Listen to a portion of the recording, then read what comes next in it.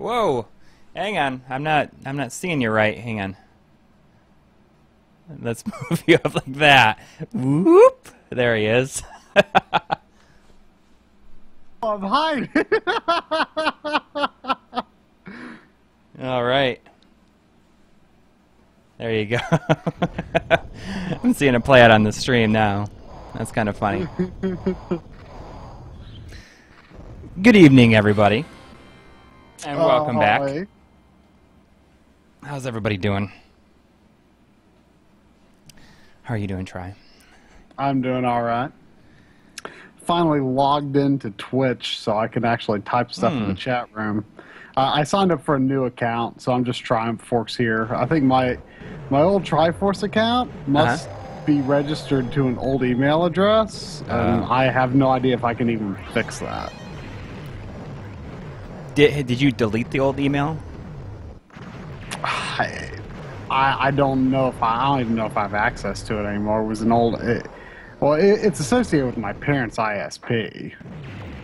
I don't know why I used that email for so long. Yeah. Like, that was kind of dumb when I could have been using Google. But, you know, hey, that was a long time ago. We didn't know any better. But yeah. I continued using it for a long time when I didn't need to. But whatever. Well, I don't know. Like, I never did that. Like, maybe Time Warner here and there. Yeah, I have been trying to convince my parents for years that they need to get off their ISP email and just use Google. And they're like, I don't know. It's so much effort. Yeah, like, I'm like, you guys need a Google account anyway. Like, you know, I have a hard time imagining how you're going to survive in the world for, you know, however many more years. Right. Without a Google account. Like, it's just going to become more and more essential. Yeah. So tonight we are playing, well, I'm playing In the Hunt. Which is a game you may have never heard of. Yeah. Yeah, it's a side-scrolling arcade shooter made by the same people who would go on to make Metal Slug. And it is very obvious that it was made by the people that made Metal Slug, but it took me a very long time to realize that that's what I was that it was by them. Till a friend of mine let me know. So, do you have much nostalgia for this? I mean, was it something that you played often, or was it just kind of there? You know, I knew of its existence. Like, I played it when I worked at an arcade for a summer, they had it there, and I played it here and there. But I just never, like, spent a lot of time with it. And at the same time, I was also working at Electronics Boutique. And I remember seeing the game a whole bunch, but it has a really generic cover. And I just never really paid a lot of attention. It never registered with me that that's what it was. And I'm going to go ahead and start. I'd actually had my eye on getting it for a while, but it's... Hang on, I got to go with the PlayStation music. I think I have my memory card in there. I'm sorry, where was I about it? You were thinking about getting it for a while. Yeah, and every time I try to go for it on eBay, like, I specifically wanted the non-long box version. It came out so early in the PlayStation's lifespan that it was in a long box originally, which is like the Sega CD sized cardboard boxes. Yeah. And then they released it in a jewel case, and that's the version I wanted, was a jewel case version. Yeah. And like, that was like the game that I wanted when we went to Too Many Games this year. Right. And I didn't really look that much for it because I had bidded on it a couple times on eBay and had gone to like $70, $80. And I really just... crazy. Yeah, I wanted to spend like under $50 if I could. Like, every time I bid on it, I think I put my max bid at like $51. Like, one time it went for like $115. Wow. What? Yeah. What? So on the last day of Too Many Games, I was walking around just like thinking there's no way that like I'll ever find it. And I like saw it in a pile, like just like I saw the logo on the side of the box, and it was just like, you know, I can't imagine a lot of people are really after it. Yeah. And it was $35. That's unbelievable. Yeah. So immediately I was like, yes. Some people tell. By the way, the title says "Rare and Grabbed by the Ghoulies." Oh, does it? It says on your on your stream. Yeah, I should have done that earlier. Hang on, let me change that. I did that before. What the heck? But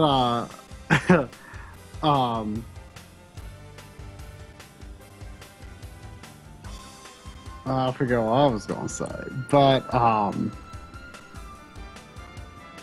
yeah, a lot of people will tell you to not like ever buy games at a convention because the prices are always jacked up. But I mean, you know, it's not always true.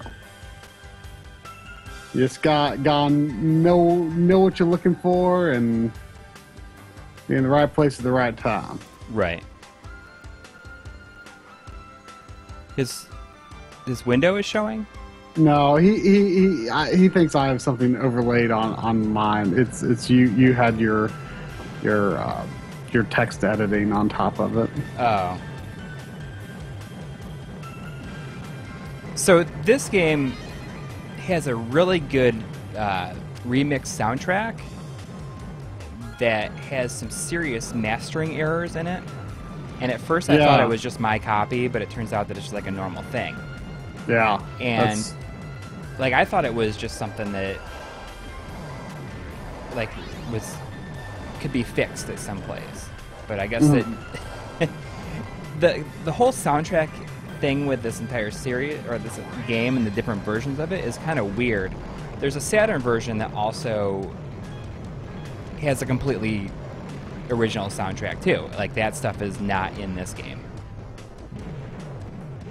And it's so weird from what you said in your episode how the Saturn version like has all this slowdown and stuff when, you know, just from a technological point of view, there's no excuse for it not being the superior version. Right. I mean, the Saturn is known for like having like being a 2D monster, you know? Yeah. And it's just really weird that this version, you know, like the remixed soundtrack, it's called the PlayStation mode. Huh. Which is, you know, it makes me feel like they just intentionally spent a lot more time on it. Yeah. And, you know, it's so weird for a game that's got, like, you know, 2 print runs. Like, I mean, I don't know. Maybe some of the expensive games of that generation also have more than 1 print run, but it's, like, super obvious in this case because it's got a long box and a regular jewel case. Right. Like, I can't imagine, so like, why it was that, like, popular enough to do that. Right. And 2... like a game that's got like that many out there like that, I just can't believe it's that expensive. Well, I mean, it's a good game, but I think that also like the Metal Slug connection maybe helps it a little bit. Yeah, probably. But then again, you never know. Like I've found as I've been looking into games that I think have interesting historical connections, it seems to me that like a lot of people just don't like really care. Like for example, Smart Ball, like that game's like worthless, but it's a good game and it also has an interesting historical connection to Pokemon. So I don't know that in my mind, I think that would like I just like seeking out the work of developers that I have enjoyed their other work, and it just stands to reason in my mind that I'd want to play more of what they've done, but it doesn't always hold true that they are sought after. Yeah. Shogun, we covered this on, I don't know if you know or not, but we have a separate series that we run on Shane Lewis's channel, Re-Res, and we have a show called Before and After, where we talk about like games before and after, like say a developer's big hit. Here's a link to the episode. Yeah. And this But one, yeah, that's just a separate series that we do. We had this was actually the first one we had released in several months on Re-Res, and now we and the other guys that are collaborating on that channel have finally made a schedule. So we're going to have an episode on there every, I guess, 3 weeks is the intention right now moving forward.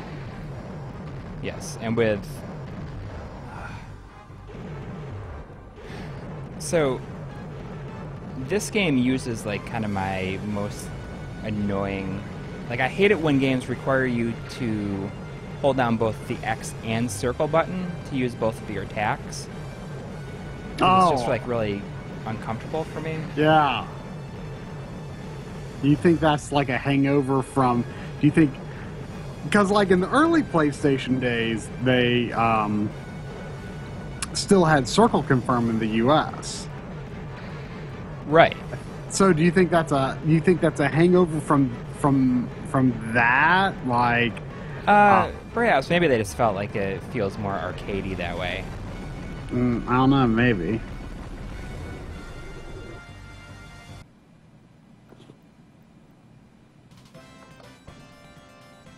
So I mean, it's basically kind of like a shmup, and obviously it doesn't apply to this section, but it looks like in a lot of sections, it's like a regular shmup, except your vertical movement is much shallower. Yes, and so not just that, but I think a thing that kind of sets it apart is that it's not auto scrolling. The screen only moves as you want it to. So you only advance as you want to go forward. Oh, really? Yeah. See, I thought it definitely looked to me like it was just going on sound. I actually had a part in the script where I talked about that. Okay, I didn't. That didn't really register. Oh no! I cut it. Oh.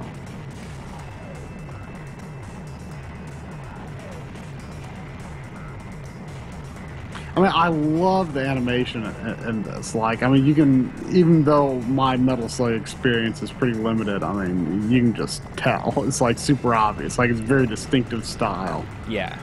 And I don't think anyone else was really doing animation quite on this level at the time. Not that I can think of. That was. I mean, you see stuff like this, like in developers nowadays who kind of specialize in this stuff, like Way Forward or Arc System Works. Like, right. They're doing stuff like this now, but back then, like, I don't know. Yeah, I mean, it's not just that it's animated so well; it's that it's just got style to it. Yes, yeah. There's just like a lot of detail in everything, like a lot of shading. Yeah. I mean, it's not like, I'm not saying like this is the best animation of this time. It's just that there's a certain look to this that really stands out. Right. I wish. I've played the first Metal Slug. Mm-hmm. I'm surprised you haven't spent more time with it. That's exactly what I was going to say, because I played the first Metal Slug on Wii Virtual Console, and like I expected that to be like a series that I was like all in on, and I liked it, but I did not like it nearly as much as I had hoped. Like, you might like the later ones more. I mean, they definitely like get better. Yeah, I mean, I think it was the original. I'm pretty sure it was the original. But like, I mean, there wasn't anything that I can recall that I disliked about it. It's just that it just didn't wow me like I mean, the graphics, of course, are fantastic, but in terms of gameplay, like, I mean, I was thinking that this was, possibly something nearly equivalent to Contra, which is obviously like super up my alley. Right. I mean, it's definitely a run and gun. It's just that I think everything's bigger. Yeah. I mean, I think I had too much expectation of it being like, a Contra substitute. Yeah.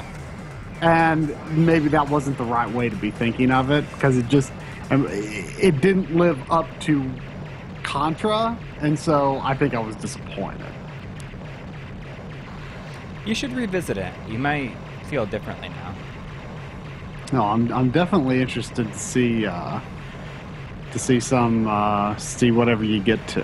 Which now, how are you going to be playing those? I have the Metal Slug Anthology on the PS2, which has Metal Slug 1 through 6 on it, and it's like a relatively expensive game, and I got it at Goodwill. It's like in immaculate condition for $3. Wow! When did you find it? Last summer. Now is that like a 240p collection or anything like that? No, it's 40i, but it looks really good. There is a Wii version that I guess is like slightly better. The weird thing about the PS2 version is that there's like a teeny little bit of input lag in the first 2 games. Huh.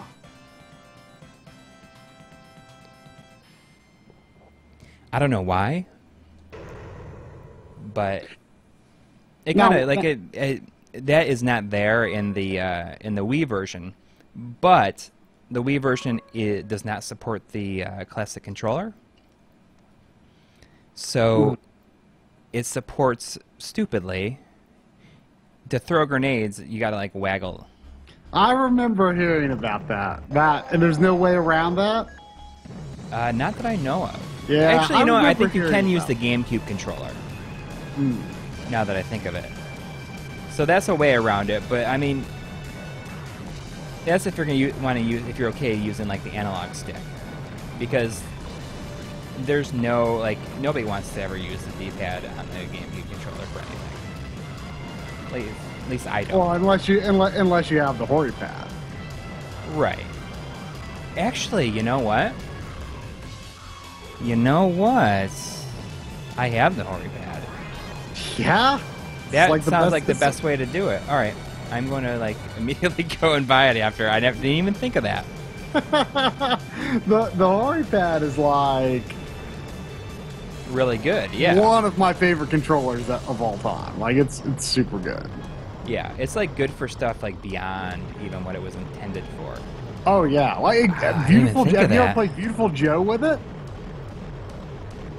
Yes, that's like based on your suggestion, I believe that I did, or is Drumble's suggestion. Well, yeah, it was Drum that suggested it to me at first because I was like, I never even thought of playing Beautiful Joe with that. But doesn't that makes it so you can no longer like use like the zoom in? It's like some move that you can't do because of it. I think there's another way you can do it though. Oh.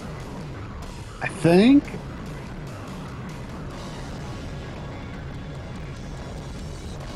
As you can see, this is where the game kind of gets kind of crazy.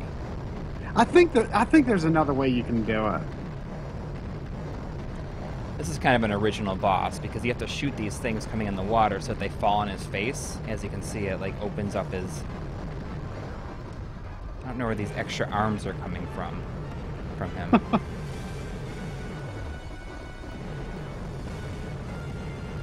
Making his eyeballs fall out. I mean, up until this point, the game is like pretty grounded. Yeah, but then it gets pretty crazy. Like at this point, it's almost like, oh. Well, I mean, it's kind of like they felt too limited, and they were like, well, I guess we can just like make it something kind of weird. I like when you go off the screen here, like you just drive through the wall, like you like leave the level, you drive through the wall. But I mean, it's kind of like Contra, where like for the first 2 levels, you have no idea that like it has anything to do with aliens. Right.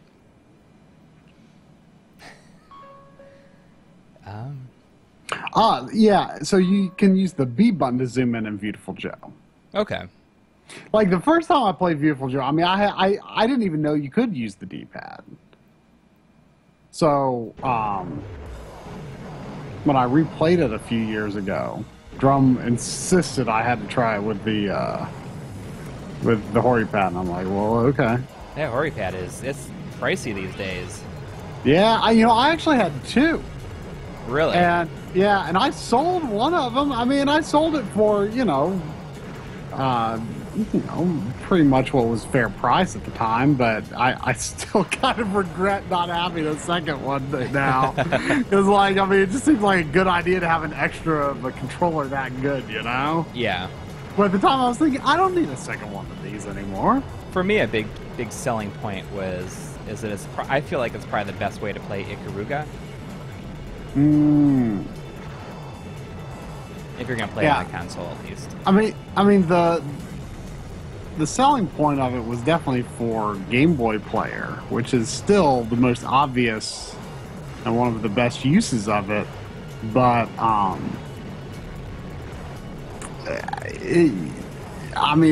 it's got so many applications. Yeah. Now I'm like really interested in the Metal Slug collection on there.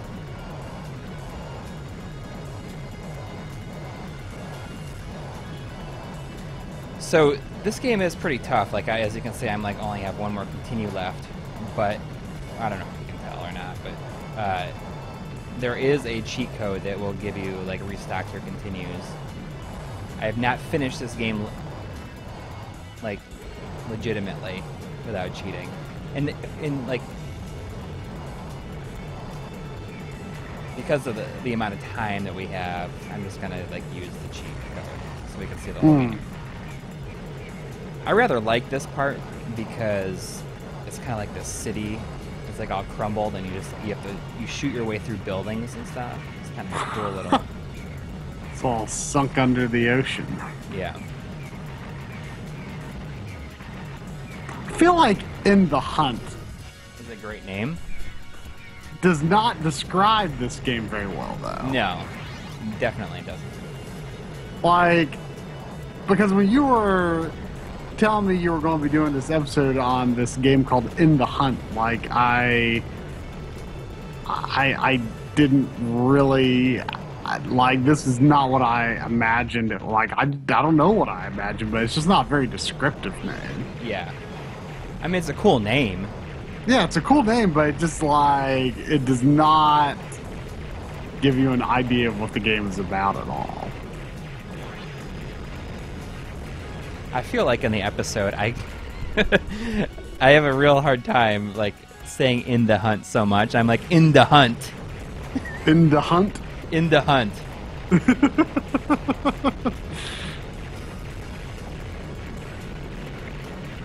Yeah, sometimes when we do RGB episodes, oh man, some days when I'm recording that, I just can't say RGB anymore. Yeah. There's been several times where I've could not get it out of my head, and I kept on wanting to say RPG during it. I don't know, I have no idea where that's coming from. Can you tweet about the stream one more time? Just because it doesn't seem like we have a lot of people watching. Maybe nobody's really... Maybe it's because people are In the Hunt? What kind of game is that? I don't know. Look at this stadium under the water. Oh, I didn't even notice that. I guess you can wait until we're playing Metal Slug, then you can say Metal Slug. Yeah, that'd be the way to go. I mean, we've only got Look 2 at more those levels. Octoroks.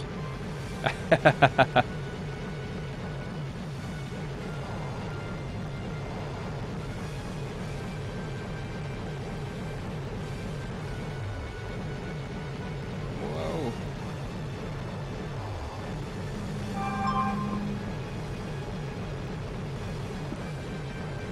There's that phone sound when you're giving me all that B-roll the other day. It's just your phone sound all the time happening in the background of those.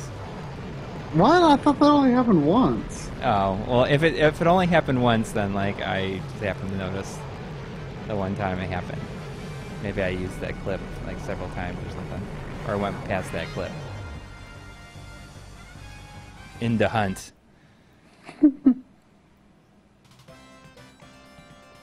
SCART cables. That's still a pretty good one. I think the funniest thing about the SCART cables is that you didn't even notice that that's what you said. Yeah. You didn't miss a beat. Usually usually when something happens, I I know that I've screwed up.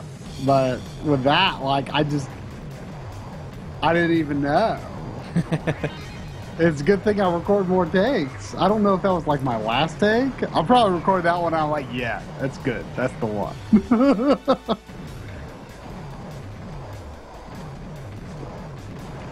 That episode was so hard to do. Which one? The SCART Cables episode.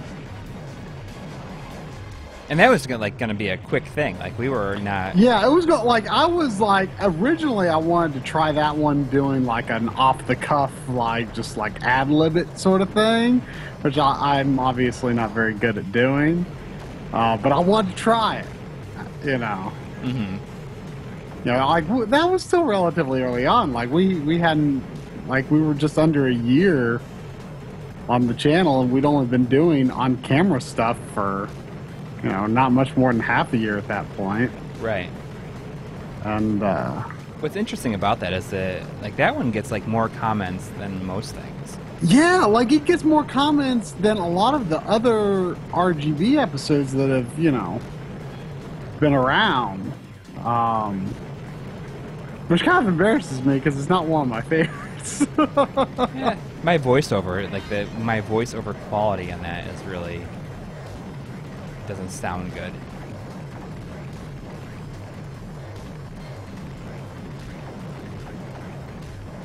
Like, and our setups have changed like so much, obviously, since then. Yeah. So I just put in the code right there. After you use your last continue, and it's counting down to where it would be not be able to continue. If you hold down, select, and triangle and press start, you'll get another 5 continues. I think that I could, like, this game is like, I think I could definitely finish it without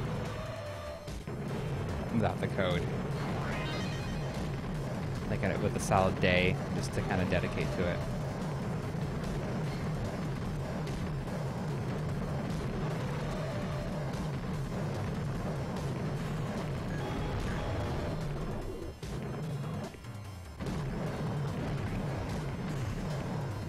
In what episode? Oh, it was like in the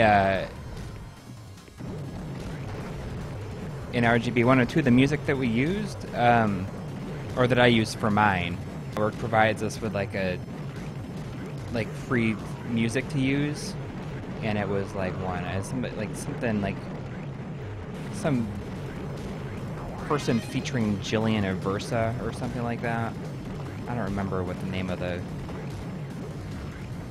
person who made it is, but I know that like if you look up Jillian Aversa. I thought it was Andrew. Andrew, maybe. That name sounds familiar from just seeing the files in the folder. I don't remember the name Jillian. Well, she's like the one that sings on them. It's not really even singing. It's just like, oh. She's like, I don't know, making some sort of. I don't remember the music for mine in that episode. Or that could have. Did you set the music in my part in that episode? Could you put together the final mix? I did, but I don't know if. I don't know. I really don't know. Like, I feel like I did something like that, and that was like the only time I've ever done that. Speaking of, like, I heard that there's like a podcast or something like that, or a podcast show called Pimp My Game Room, where they kind of like judge people's game rooms or something. Like, I don't remember exactly, but I know that somebody commented on the RGB 102 video saying on that podcast? No. That we like and tag them in it, saying that we should like collaborate or something like that, like a team up. It's something that we kind of joked about, I think, where we like where people can like pay us to like, set up Yeah. their game room. Yeah, well, we need to, yeah, we've joked about that. Like, heck, man, if you cover your travel expenses and cover the cost of the materials. Yeah. What's his face? Gerard, the completionist, said one of these days I'll have to get you guys to set up our our capture setup. It's like obviously like they do. I just mean, fine. hey, it'd be a great episode for either of us. Yeah.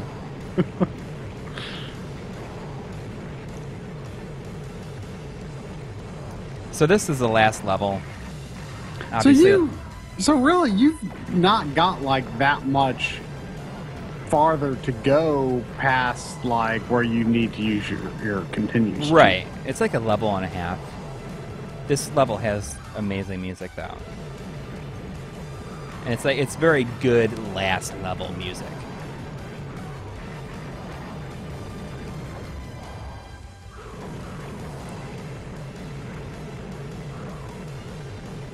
The last boss in this is very much feels like a homage to R-Type, which is interesting because this was published by Irem, who also made R-Type. Mm.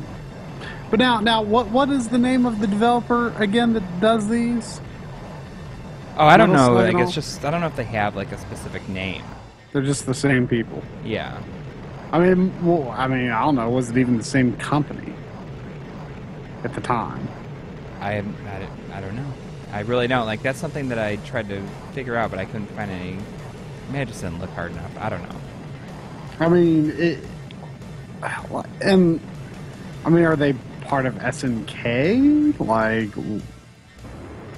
Not anymore. Like they did a Right. couple of.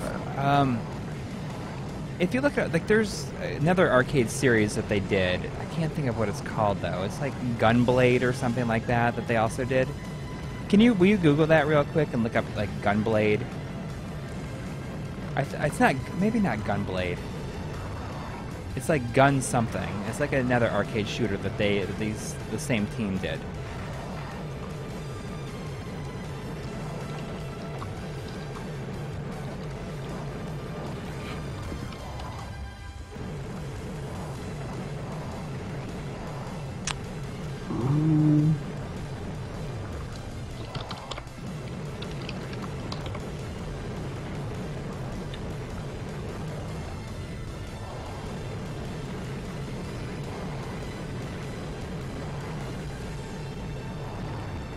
You know what I think is the most impressive thing? Is that these people that have taken over the entire world, like their base is just filled with water. How do they do it like all underwater? I don't know. And I mean, underwater. like they're evil pretty bases- lucky. They're pretty lucky that like they have like a super powered sub like this. Because like, what if they weren't? I mean, I gotta say that underwater evil layers are some of the best evil layers. Yeah. Well, you're saying that as a James Bond fan too. Yeah.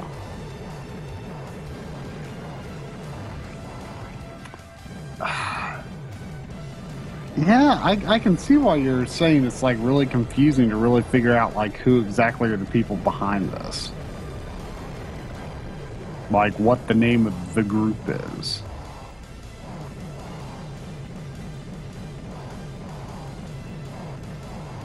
Like it's saying that it's developed by Irem, but Right. that might just be the ports. Well, no. I mean, it was published by Irem. Like they were probably Right, working but for it's saying Irem at the developed time. by Irem Right. on Wikipedia, but I'm pretty sure that they were probably working for Irem, and after this they were like, all right, we're gonna go on our own, maybe make Metal Slug for SNK. Like maybe they're part of SNK now.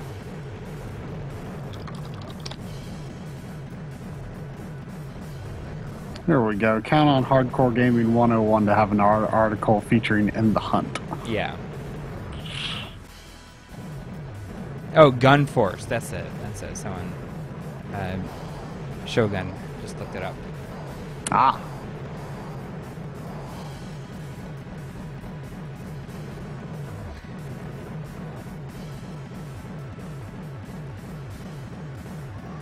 PlayStation port published in America by Cockapelli. Like, I don't even know what else they did. Never heard of them, other than in your video. Well, there's other things in the game case. It says that they put out. I could look at that. They did, like, one of the names on there was, like, Alone in the Dark, The New Nightmare.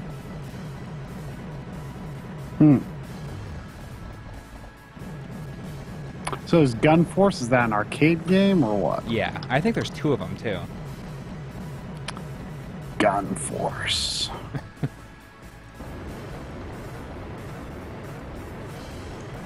It did get a Gun Force, too.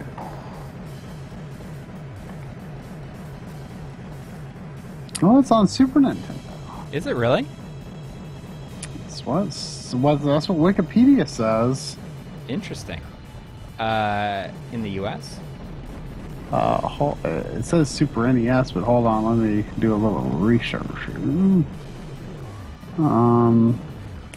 Actually, that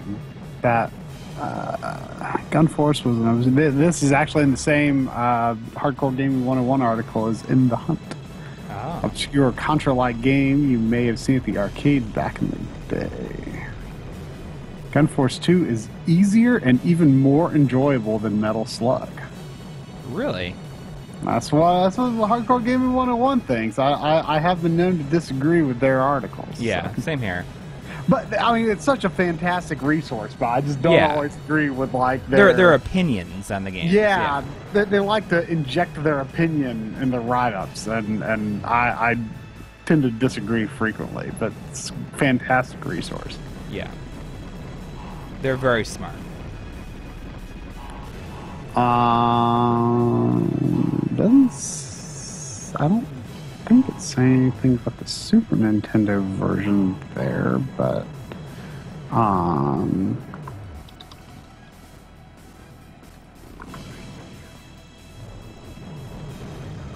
Everyone, look how bad I am. I'm just like going through lives and continues here.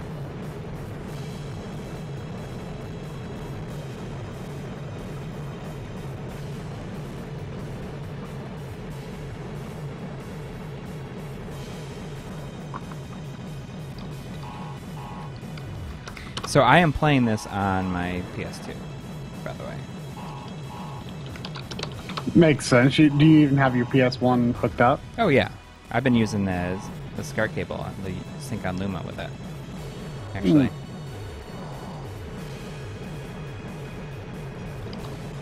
I've been doing. It's just more convenient for I think for the stream to do it both on the PS2. Let's see. Here's Gun Force SNES gameplay. Let's beat the game. Oh, wow.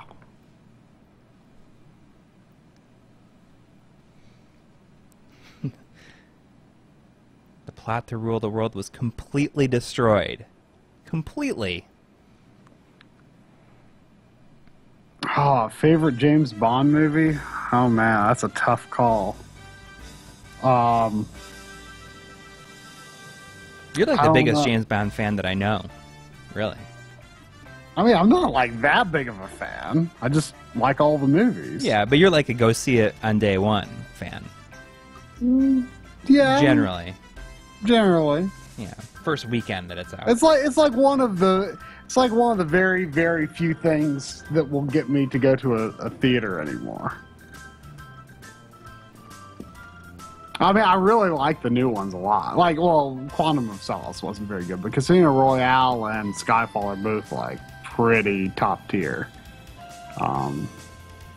I think your favorite, if I'm not mistaken, is Living Daylights. Yep, that is my favorite. I think I've told you definitely about that a few times. Like, that was the first one I saw in the theater. So it's like, that's why I really liked it. And it's really good anyways. Yeah. I like, As far as Sean Connery goes, I like Goldfinger and You Only Live Twice.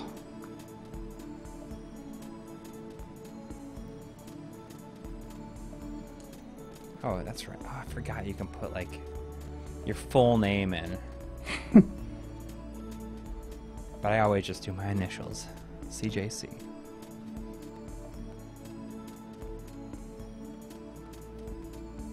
Yeah, Living Daylights is up there. Like, I think it's a real shame that Timothy Dalton wasn't in more of them. Yeah. Because, like, I really like his... It's pretty crazy he's only in 2. Yeah. I mean, he's got a very good take on the character, I think, very underrated. I mean, a lot of people really do like Timothy Dalton, but I think a lot of people just say he wasn't all that good because he wasn't in very many movies. Right. They don't really, like, actually think about it. Okay, hang on. I'm going to change the game. But you can keep on talking. I'm just going to go to the please wait screen. Hang on. That is in the hunt, by the way. We played through the whole game. So I'm looking at this Super Nintendo video of this Gun Force game, and it doesn't have, like, particularly good animation or anything. Like, I wonder how that compares to the arcade version. Like, it's actually really bland looking graphics. Gun Force Arcade. Let's see how that looks.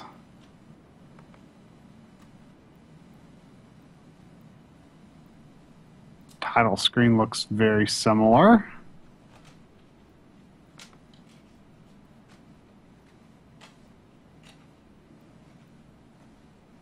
The arcade game definitely looks more colorful, but I don't know. At a glance, it's still a pretty bland look. I mean, it's got some okay animation, but it's nothing like Metal Slug or In the Hunt. I'm curious though if it's a expensive game. I don't know. See, I could see it being something like Run Saber, you know, one of those random games that for Super Nintendo is kind of expensive. It's like $15 to $20 some dollars. 15 to mid-20s.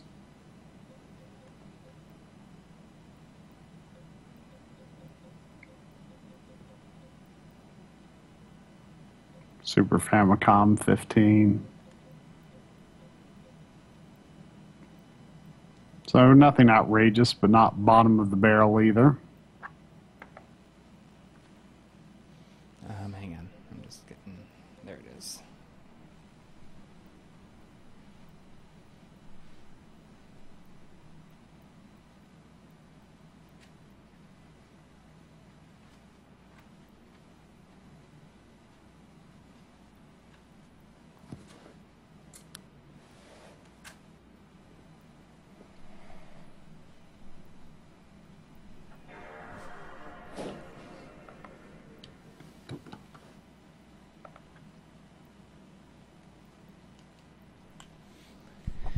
All right.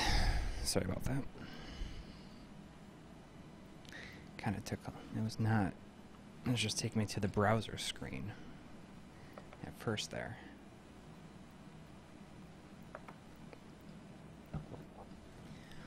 So this is a pretty good compilation, and generally, I think. I mean, it's a lot of games. So what, I just tweeted, by the way. Oh, cool. Oh, you might, well, I can do it on the... Yeah, if you can do it from the Do other it on the account. main account? Yeah. Oh, well, yeah, I can do it. I can do it. I was going to say I'd have a hard time with the link because I only have the My Life in Gaming on my phone, but I was going to say I'd have a hard time getting the link, but if the link is just twitch.tv/mylifeingaming, I think I can handle it. Yeah.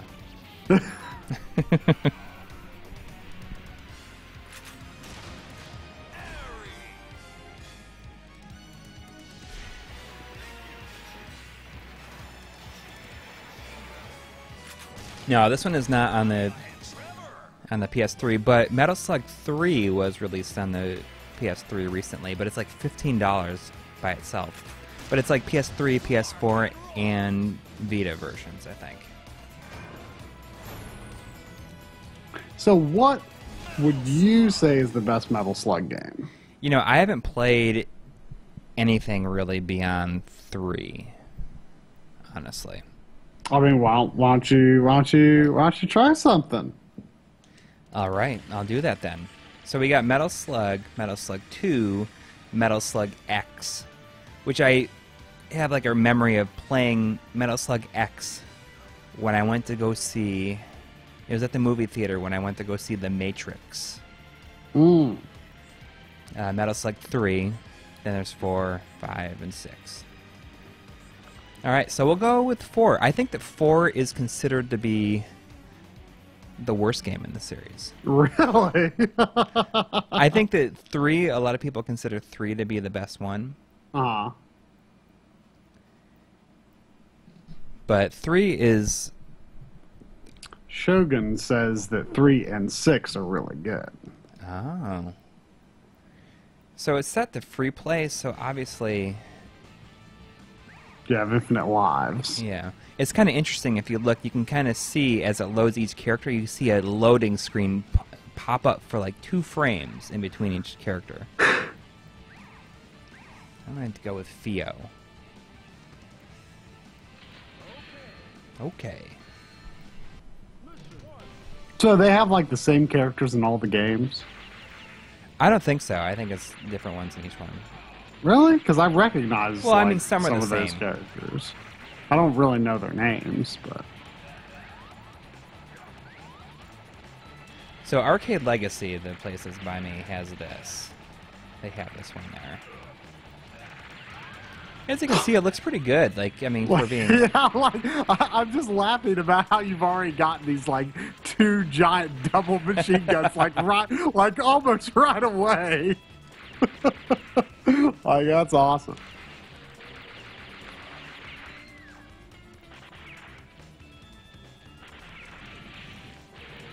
See, there's no input lag that I can tell on here.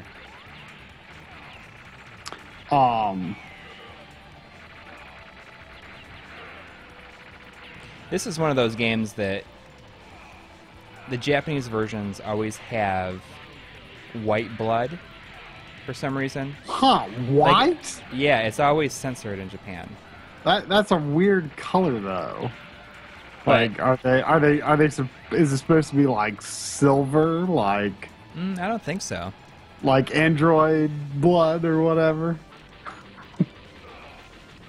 So I'm kind of excited, like as I told you the other day, I'm very excited about the upcoming RGB episode. Not the one from Friday, but I just, for the chat, a friend of mine has like several Neo Geos. So like that's going to be like a RGB like sooner rather than we ever thought it was going to be. Like, because you've kind of considered like Neo Geo, like. Well, I want to get one for sure. Yeah, but you like that's like the last frontier, sort of. Yeah, that's like the last thing that I. Although like I've been considering a super gun. A super gun? I don't know what that is. A super gun is a little box with a SCART output on it, and you can plug in arcade boards to it. Huh.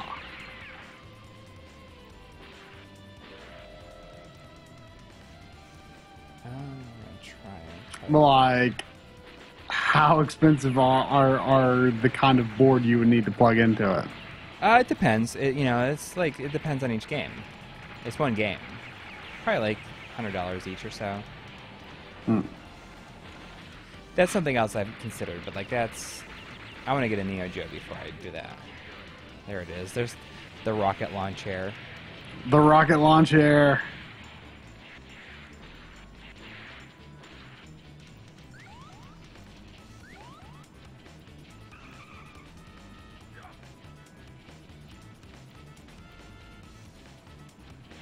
Yeah, my friend who he has like an AES,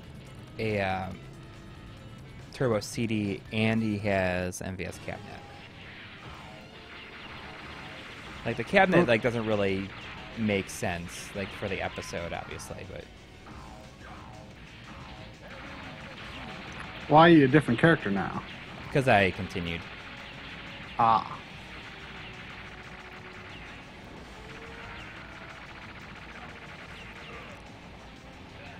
But I was actually looking at like if I was gonna get a Neo Geo, is get a CD, because the CDs are like obviously like a bit cheaper. Although some of the games are kind of pricey on it. One thing I always liked about this series is like how when enemies get really close, how you just kind of knife them.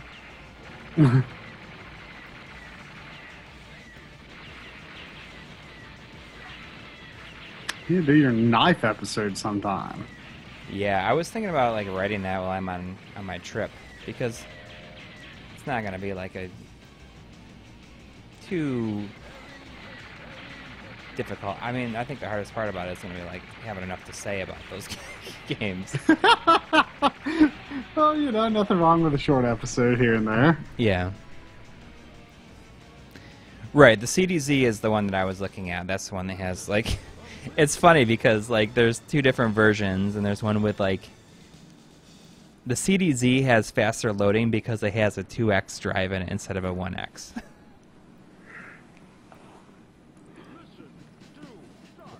It's just a funny thing to consider.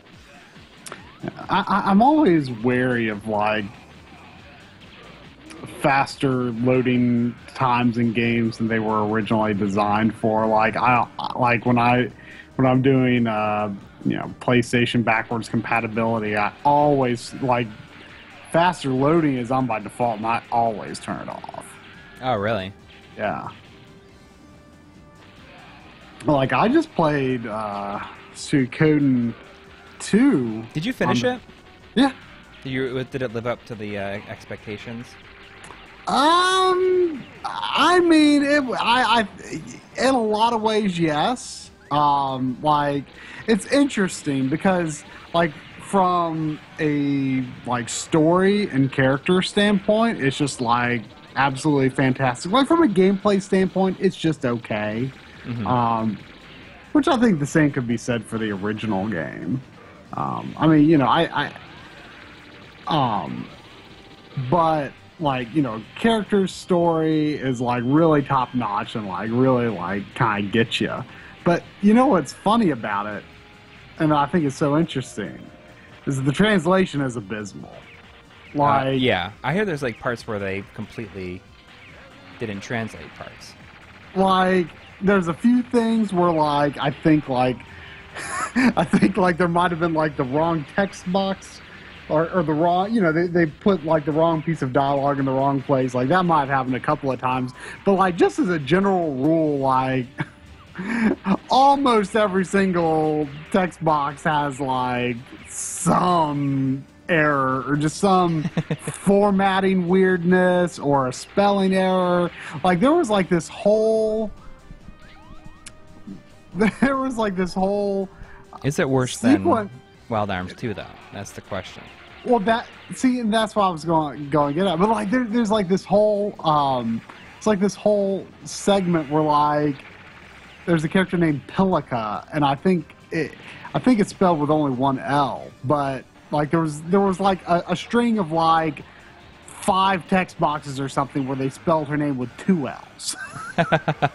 Like stuff like that just doesn't happen normally, you know? Like, yeah, it's like they changed their mind temporarily that they wanted to.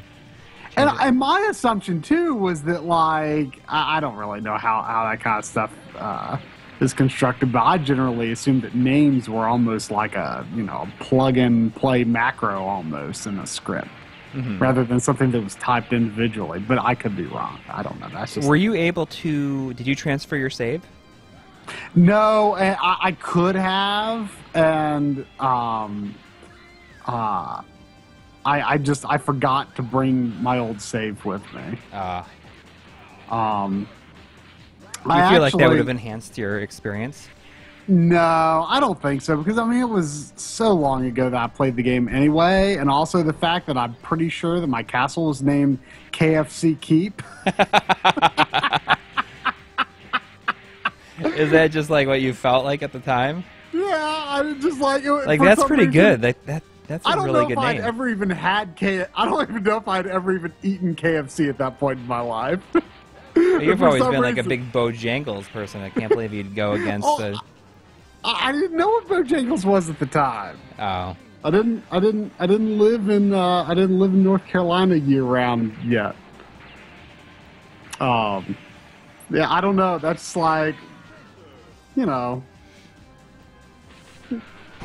how you are when you're, 17 or whatever. You just write random stupid things. Yeah. So I had the KFC Keep. That's funny. I feel like that's something you'd have to stick with because it's that good. But see, here's the funny thing is, a friend of mine he had Suikoden 2, but not Suikoden 1. And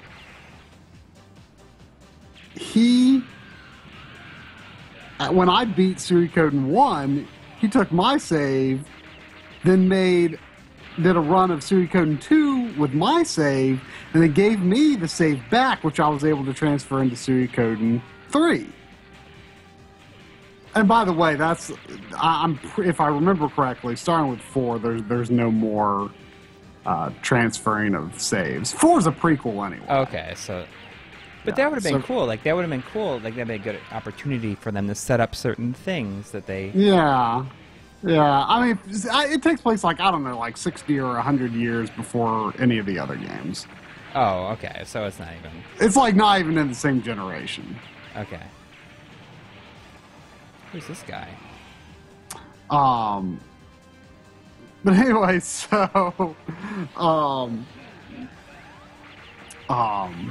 So then after he finished Suikoden 2 on that save, he gave me the save back. So when I played Suikoden 3, I had a save that went from my run of Suikoden 1 through a friend's run of Suikoden 2 into my run of Suikoden 3.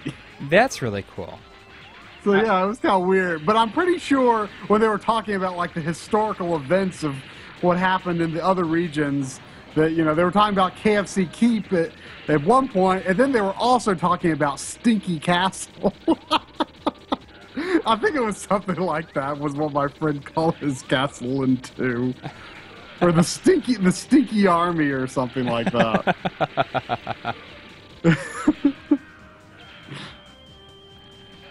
This game is freaking tough. Like, I'm glad that there's unlimited continues because we wouldn't have seen past the first level. But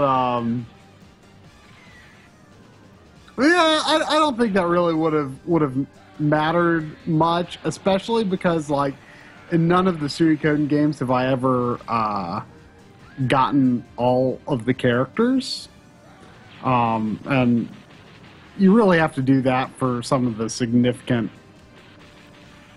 stuff to happen. Like there was a part in 2 that was really cool where you went to the area from the first the country from the first game and wandered around like the starting town, and when you were in the areas near there it had the battle music from the first game, which I really love. Right. Like, those that's games cool. have really good music, like the first 2 games in particular. You don't see that much. Like, I'm a big fan of like references to previous games, especially when that happens. I mean, it didn't used to happen a lot in RPGs. It probably does happen more now because they'd always go for that. Oh, it's been 1,000 years since the last game. Or if not that, it's just its own world. Right. I feel like actually Suikoden's an interesting I feel like it's actually surprising that's not a different world every time sort of series. It just seems ripe for that kind of concept, but yet they make it work very well. They have some, great returning characters, and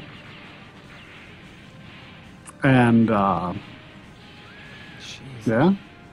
But yeah, like it's so. What I think is so interesting though is just how the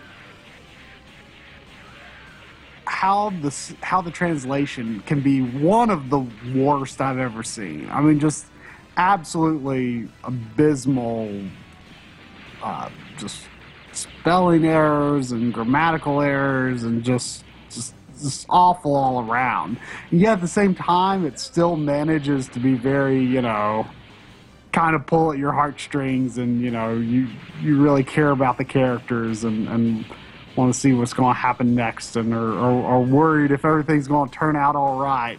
Whereas Wild Arms 2, also abysmal translation, and you just don't care about the story at all. And I wonder if it's simply a difference of Suikoden 2's story is just that much better and it shines through even though the translation is so bad, or if there's something else at work. Like, I don't know. I mean, maybe the bad translation subconsciously is part of the charm. I don't know.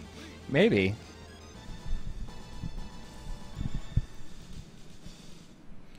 I feel like my arm here that I'm using for my microphone is like slowly like losing any kind of power that it had. Oh, this is a nice little change from the desert stuff we've been in. Whoa. Oh, interesting. I don't have to... So I just fell off a cliff. You'll see it in a second. I fell off a cliff, and I thought I was just going to die, but it takes me to, like, a whole nother area. Like, I don't think that... It's probably a branching path. Yeah.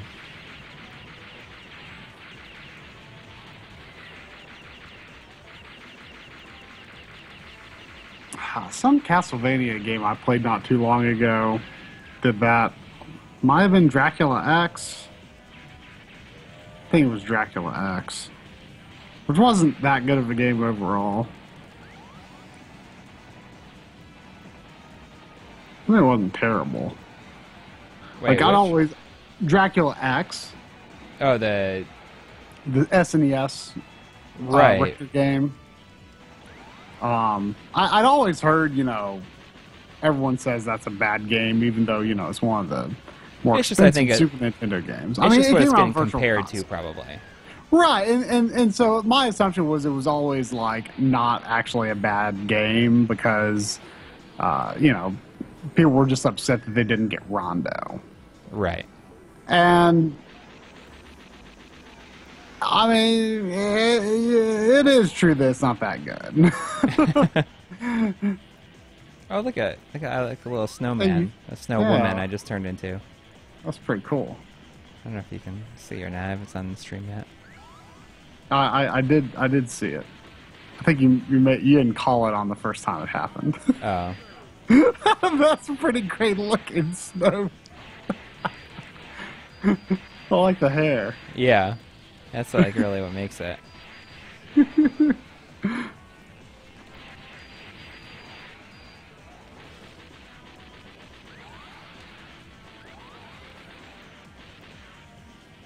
So I am traveling to my mom's house on Tuesday. My mom has sold her house and is moving out of my childhood home.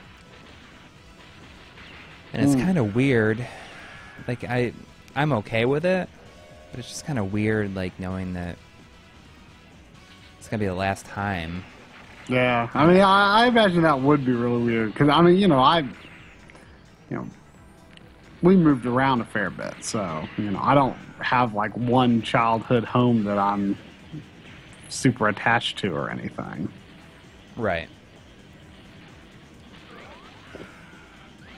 I'm definitely going to, like, shoot some video, though, of, like, in my bedroom and stuff like that. I think it'd be fun.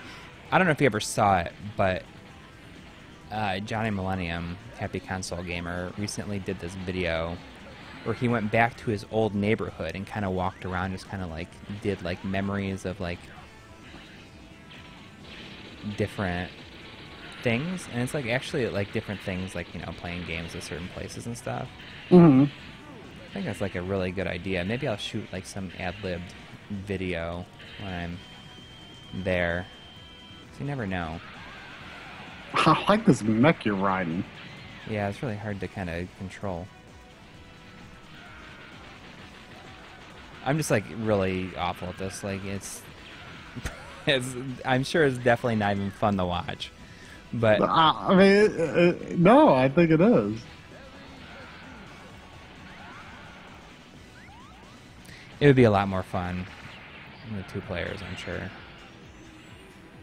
But like, it sounds like every time you go to your mom's house, you're like always digging up like some cool crap. Yeah, well, I mean, Like, that's definitely not happening anymore, because you've gotten to the bottom of it. I've definitely gotten to the bottom of it, for one thing, and two, it's like there's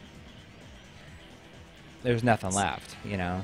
Yeah, see, like that I feel like is an experience I can't have, just because, you know, we've moved enough times, and, you know, I've generally had a handle on what I have. Like, you know, I guess I'm surprised by things like, you know, years ago we went through like my Ninja Turtles, and, you know, I'm just surprised like how many Ninja Turtles I actually still have.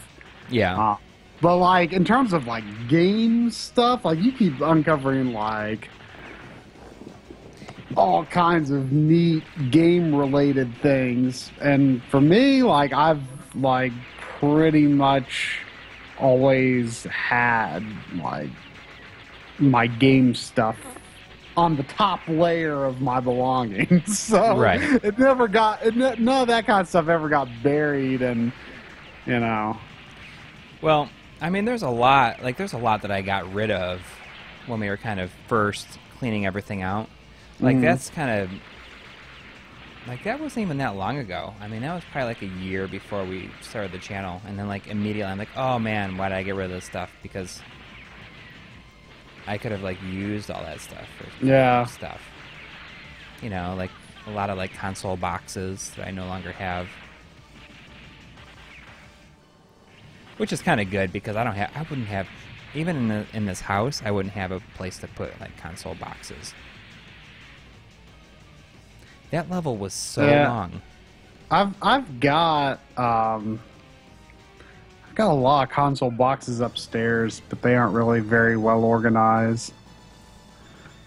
Like, actually, I got a Genesis Model 2 box from a friend several months ago. Oh yeah? So it's weird, like having a box for a system that I didn't actually buy myself. And now I randomly have a second N64 box through the same means. What's funny is, like, it's kind of the same thing. Like, I just got a N64 box from a friend of mine who also has a Genesis 2, but I didn't actually take it. I was giving stuff away. My N64 box is overall in better condition. I mean, they're both year 1 boxes, I believe. I mean, mine certainly is, but mine's in better condition, except mine has like a little cut out of the side where there's like a big N64 logo about this big, and I cut that out and, like, I don't know, stuck it to something, I guess, at some point. I don't really remember. I've actually got, like, in a number of my like Super Nintendo and N64 boxes, like some of my favorite games, I guess, mostly like you know, the Zelda boxes and stuff. There's actually tiny little pushpin holes in the backside, because I stuck them to a cork board at one point. Oh, that's cool. So they aren't mint condition, even though they are, you know, from the front you'd never know. I wonder how close I am But- to this one. If I should, You know, I guess they are devalued. Not that I would ever sell them. Yeah. That's like I was just talking to somebody when I was shooting stuff for the Genesis episode, and he was like bringing out these these games for everybody. Like in our Genesis episode, our GB episode, I went to a friend's house who has like all these really expensive games. But That he just, doesn't like, he have like everything Sega, pretty much? well, he has like a complete U.S. Genesis and Master System and Sega CD, Game Gear, and 32X collection. So he has like pretty much like a complete. When Sega was a first party, like a complete. Now, are you talking games that Sega published, or No, like he has like every game on the for the systems that Sega put out. That's unbelievable. Yeah. So like the Genesis episode features like Oh wow, even you just turned for into a zombie. yeah, that's like from the third one. And you can like puke blood.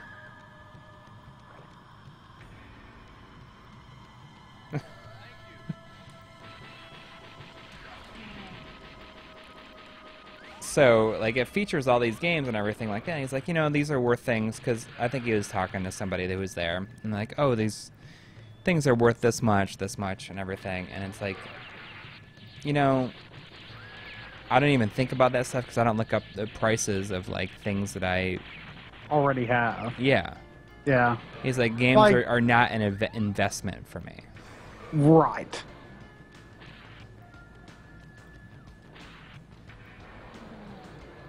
Look at how awesome it is when she like just like pukes the blood. Like, It's like super I mean, I didn't know that. I mean, I knew Conker's Bad Fur Day was a little expensive, but like when you were telling me the other day, I've had that since it was new. You know, like I just don't even like I have no idea what the most expensive game I own is, like, because the value has obviously gone up, but what I would be interested to know is, again, not that it matters for any reason like I would sell it, but I just, out of curiosity, I wonder if my collection is of more value than I've put into it. right. Because, I mean, I have bought a whole heck of a lot of $60 games at $60. Yeah. And generally speaking, you know, PS3 games are pretty worthless. Oh, PS3 games for right Well, now. yeah. I mean, it's hard to say. But I mean, I'm just talking. Well, and you know, and PS2 for the most part. I mean, games from 1 and 2 generations ago, I bought so many of those brand new, yeah. like day one, and most of them are, you probably couldn't get $10 for them. Right. You know, Well, your so chances are probably better now, but you know. right. I mean, they're going to go up, but games from recent generations definitely are fairly low value, especially in the immediately succeeding generation.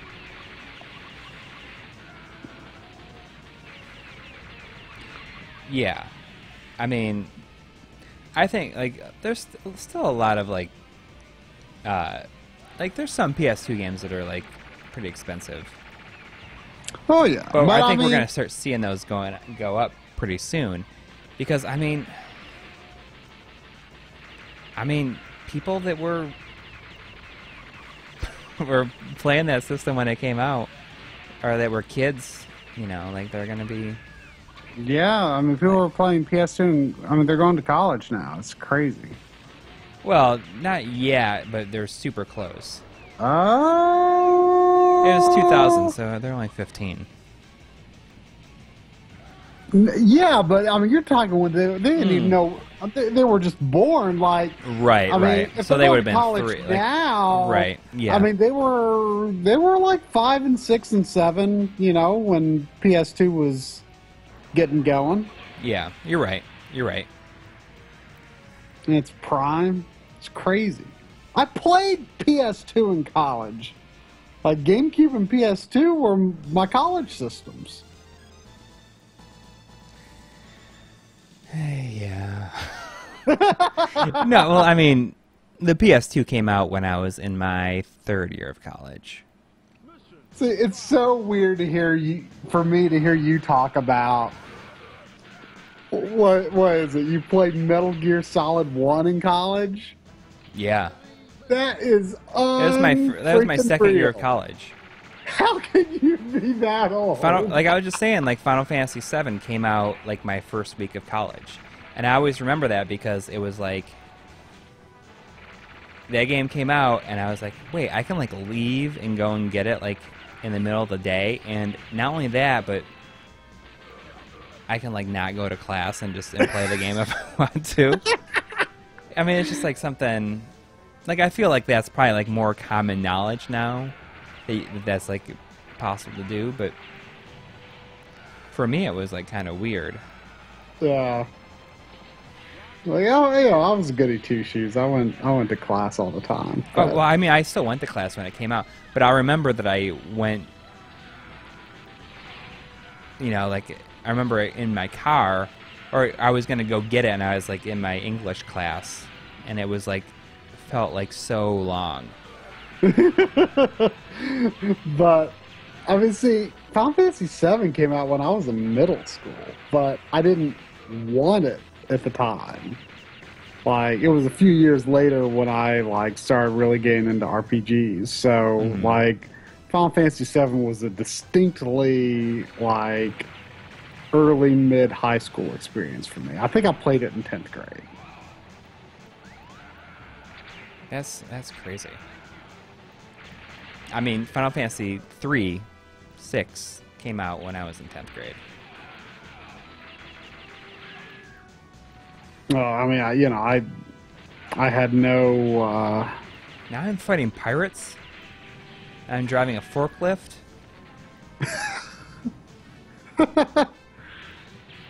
Going all Shenmue on us. Even though I don't have any idea why that's a Shenmue thing, but I guess It's I'll just like a find out mini game. eventually.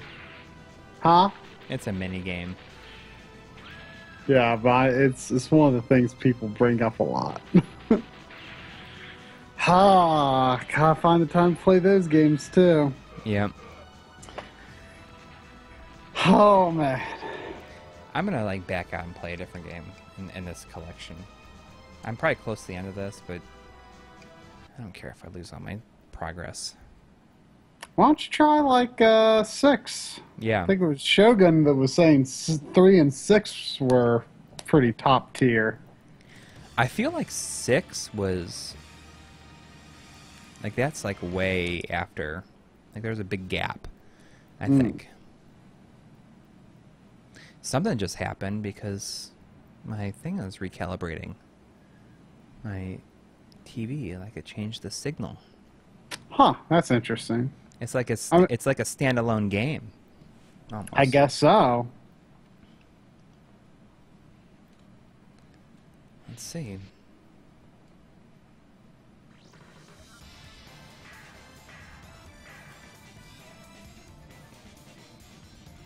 I was just seeing if it was like not.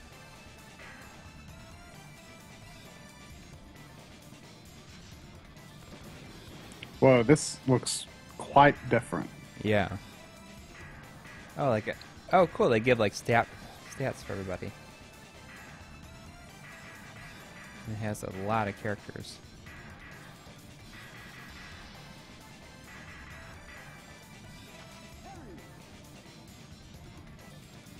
Is it just the artwork, or does everyone look a little older?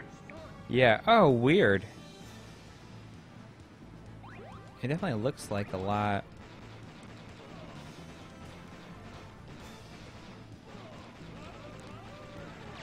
It looks like it was not done on the Neo Geo hardware. Like maybe it was like what was it, like a Thomas Wave or something like that? Was For what? like a Thomas Wave is like the Naomi hardware arcade board that like based on like Dreamcast that I believe that SNK Playmore was using for a little while. Like, the characters look fantastic, but the backgrounds look like they kind of went into that era of we don't know what to do with pre-rendered graphics sort of thing. Right. Let me look up Metal Slugs. Yeah, Metal Slug 6. Yeah, let me know if Well, it was released in 2006 in the arcade. Oh, wow. And then the PS2 version There was a port of that. was just like later that year. Okay. Does it say like anything about a Thomas Wave? Let's see. I mean, this is just the Wikipedia article. It should say something about it. Run and gun for the Sammy, a Thomas Wave arcade platform. Okay. A Thomas Wave. Yeah. Based on Sega's Naomi system board. Hey, see, I know what I'm talking about.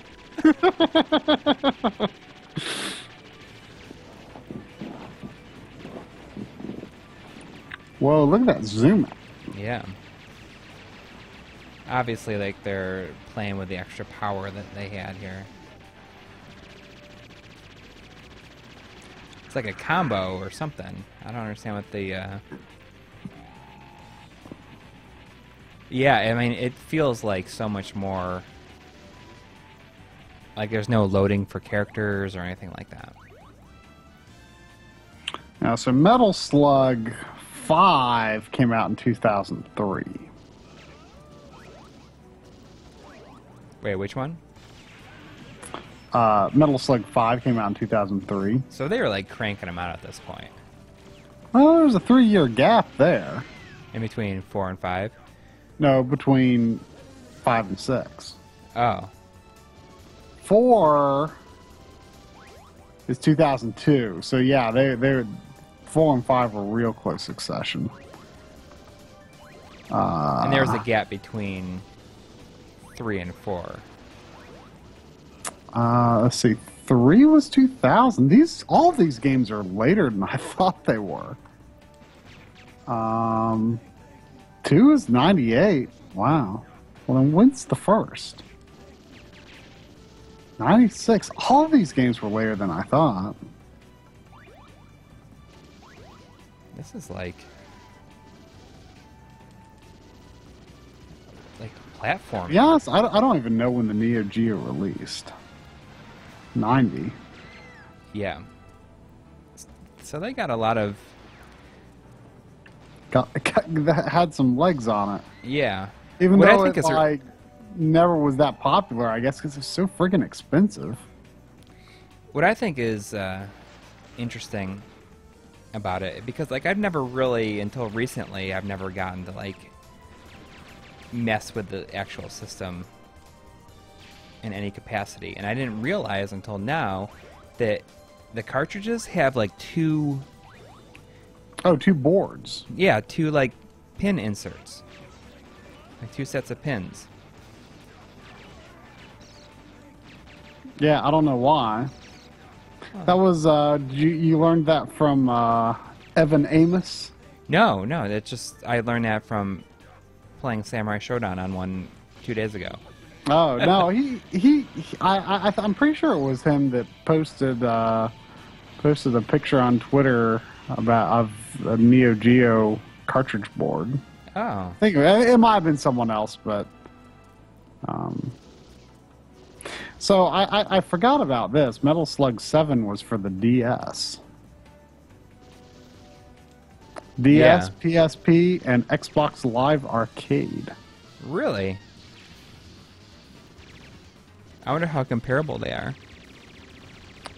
Oh no.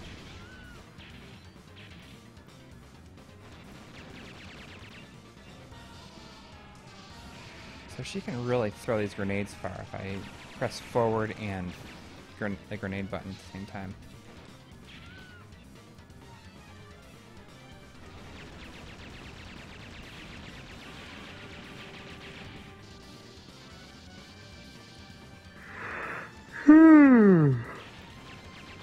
Hey, you're pretty tired too. Yeah, not really. I just yawned for whatever reason. I'm a little tired. Well, you've been editing like mad this week. I know. I cannot believe that I was able to finish it. I'm even I'm ahead of schedule too. I mean, not Yeah. only was it ahead of schedule, but it was also even more ahead of schedule than I was anticipating. Like, it needed to be ahead of schedule because you're going out of town. Right, but I was able. I was saying, thinking I was going to finish it tomorrow.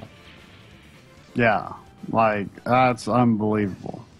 I'm jealous of that because I have no expectation of that happening on any of my upcoming episodes. Oh, you never know, though. Yeah.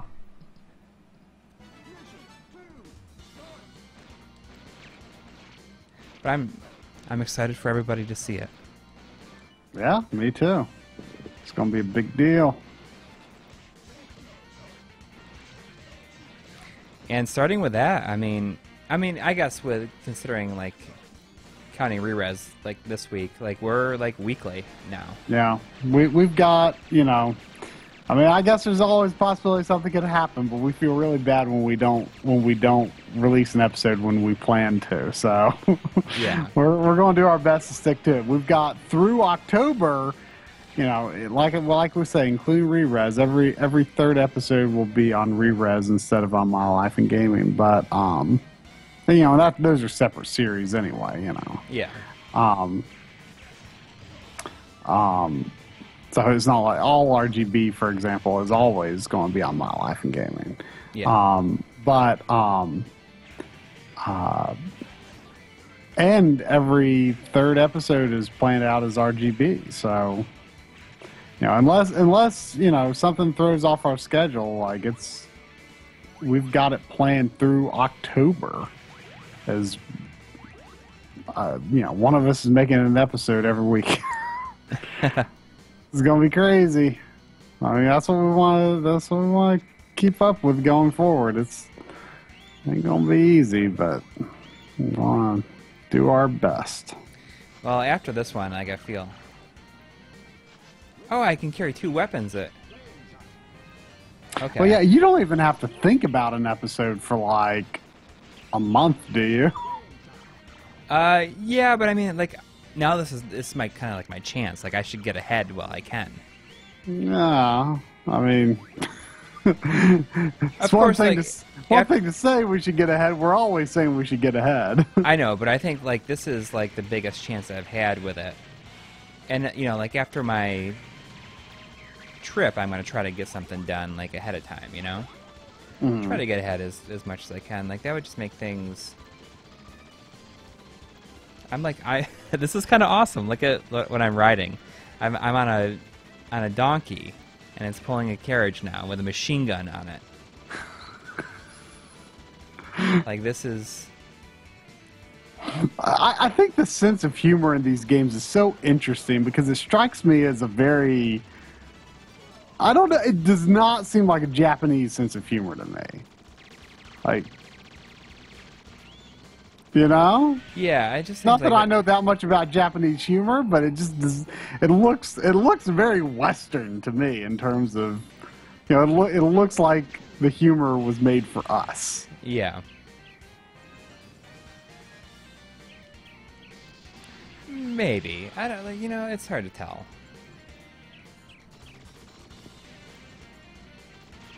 It's almost I could see it being Kojima-esque. Yeah. Oh, gosh, it does not feel like Metal Gear Solid 5 is just about to happen. I know.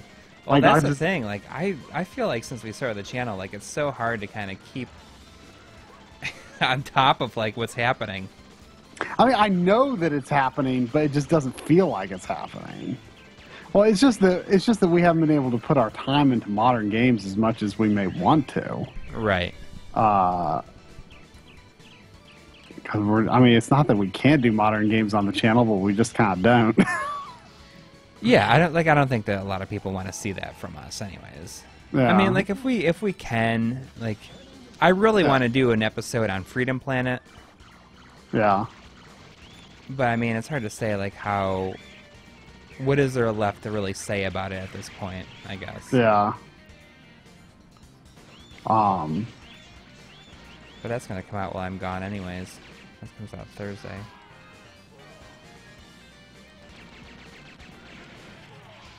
Well, the reason to do modern games from our perspective would be it gives us some justification for putting our time into them instead of the games that we normally.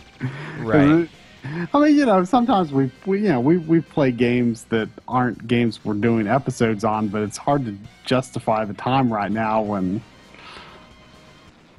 Yeah. So and hard they're really. to have. And as someone just said in the chat, like, there's really no need for it. Like, modern games are well enough covered. Right. I mean, if people cared what we had to say about modern games, that'd be one thing, but so many people are already saying what they think about modern games, so. Yeah. I mean, you know, Retro's pretty saturated as it is, but with Retro, you know, you can pick a game that, you know, no one's really talked about. Right. And, you know, like, I think that it's easier to put your own spin on it. yeah, and, you know, at least for me, like, and one of the bases for the channel is, like, we're able to talk about it in a lot of ways, and as somebody as people that were there when it happened. Right. Though a lot of what we're covering is, you know, stuff that it interests us, but we didn't necessarily play it at the time. But, you know, we were aware of it. Then we go back and, like, okay, well, here's what a fresh take on this game is. You know, isn't really all that bound by nostalgia. It's, you know, here's what I think is interesting about it, playing it today for the first time. Right. But like you said, there's also, like, you know, there's a ton of games that are not covered. You know, like, it's easier for us to just kind of say, like, oh, there's no videos on this. Yeah, like, you know, like, I think that, like, a lot of the stuff on our channel, like, there's no, like, really, like, maybe there's videos on the stuff, but there's nothing that's, like, produced videos. Right.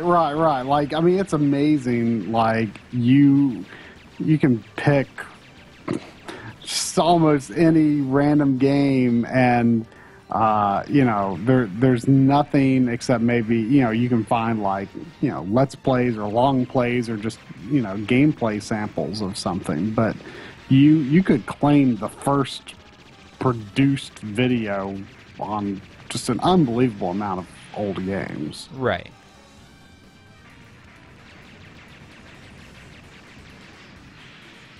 And, you know, you don't have to be the first and only to make it worthwhile as long as you do your own thing with it. But still, the point is, you know, someday I'll find the time to play Dragon Age Inquisition, but I don't think anyone cares what I have to say about it. Yeah. A year after the fact, after it comes out, yeah, probably. Like, that's the thing with modern games, is they're only relevant for like a couple of months. And then, you know, in another 8-10 years, you know, then people might care about that game again. But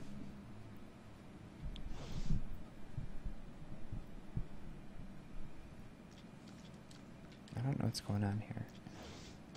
So apparently, I guess I was going after this dictator guy, and now aliens have invaded.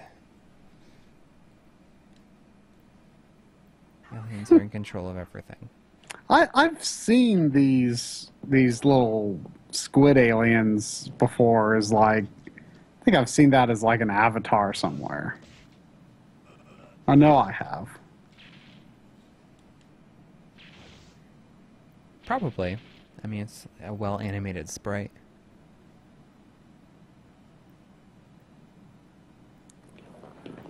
Yeah. Yeah, in 10 years, we'll be, like, the modern games will be retro, so we'll be able to... Yeah, but I hope I want to play them sooner than that. Yeah, exactly. Like, it's so funny. Like, I just keep thinking of Dragon Age Inquisition because, like, I was so determined. Like, that came out in, I think, late October, and I was so determined that I was going to buy it for a Black Friday deal, and there wasn't a deal of the price I wanted on Black Friday. I think I had to wait till Cyber Monday. And then I found a deal for $40. I'm like, yep, that's it. That's what I'm doing. I got it. I was like so going to play through it in December.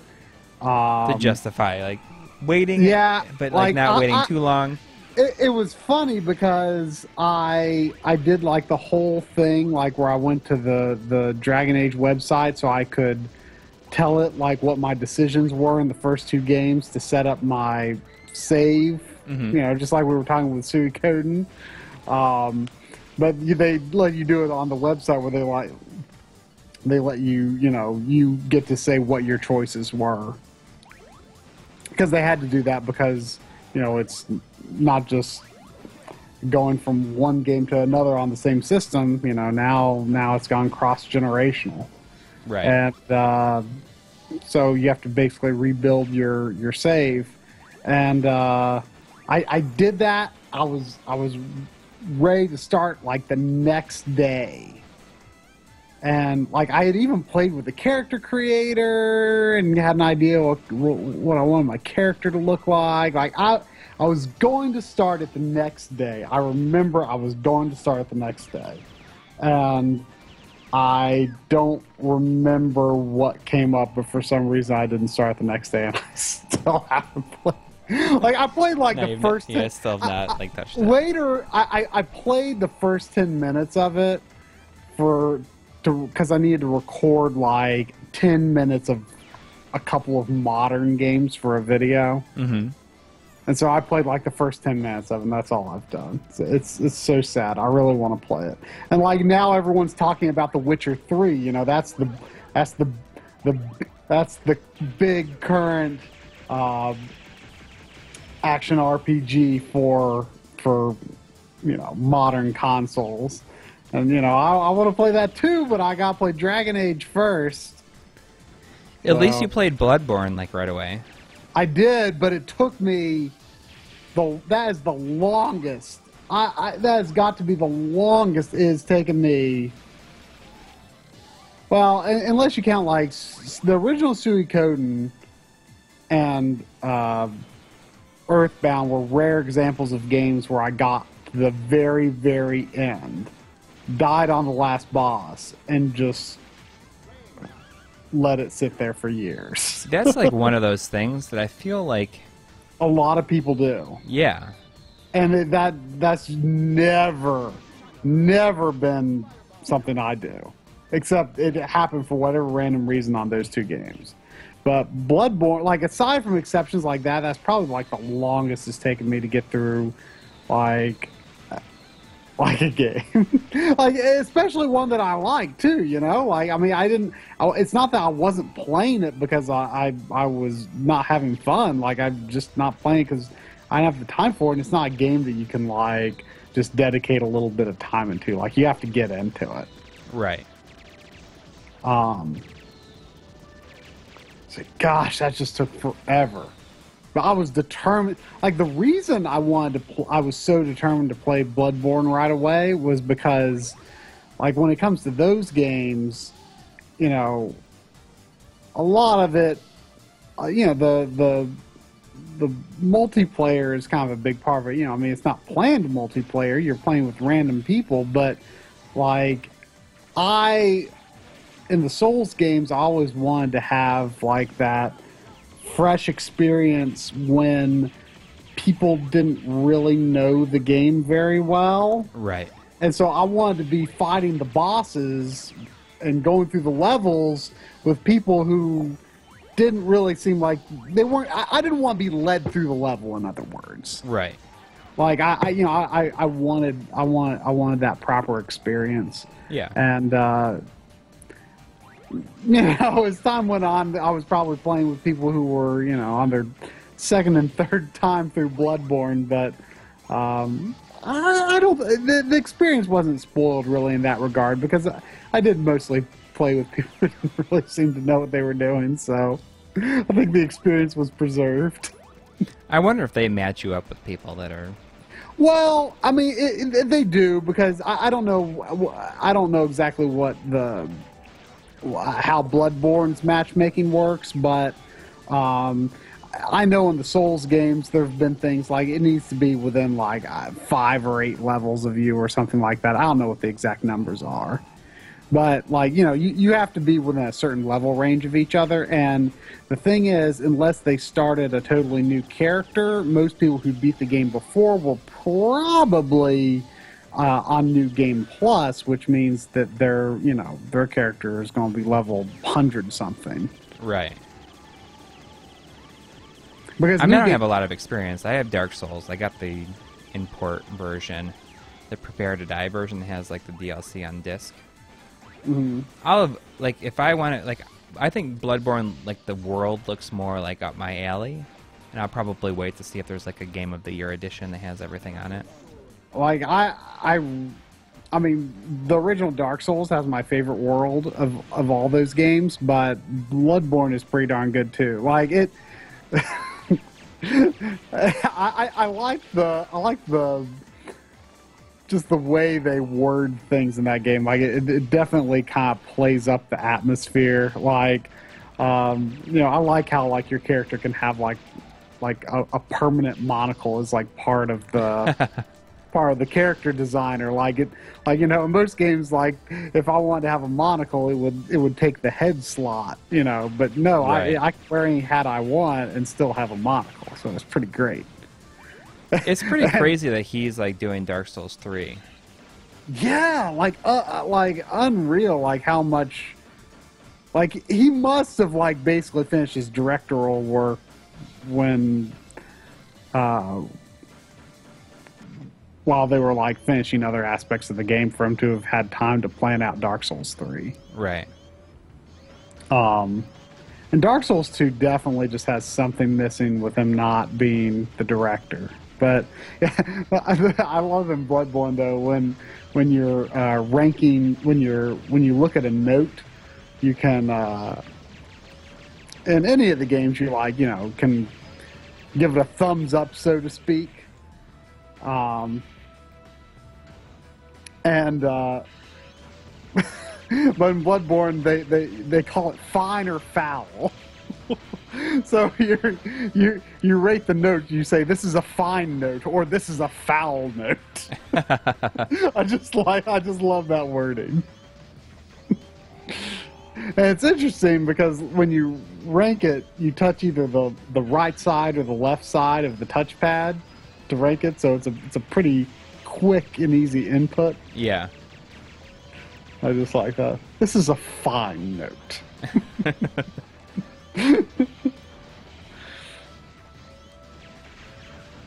Well, that's something I definitely want to play. Like I've tried Dark Souls. Like I've booted it and played like through the intro. Yeah. Like I think in any of those games you have to get past like the first boss before you like really start to get it. Yeah. I mean, there was one boss, but it was just like in the dungeon there at the beginning that you wake up in.